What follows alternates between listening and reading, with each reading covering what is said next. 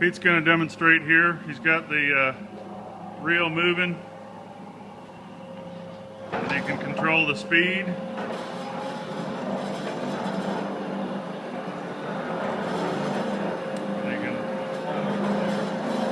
That's all the way.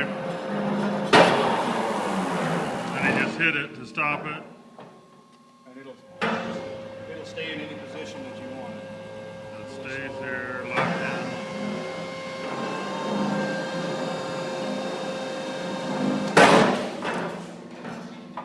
Okay.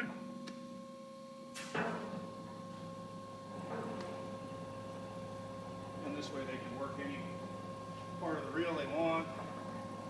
You can walk away. Grab the Check the numbers on your counter. When you get close, There we go.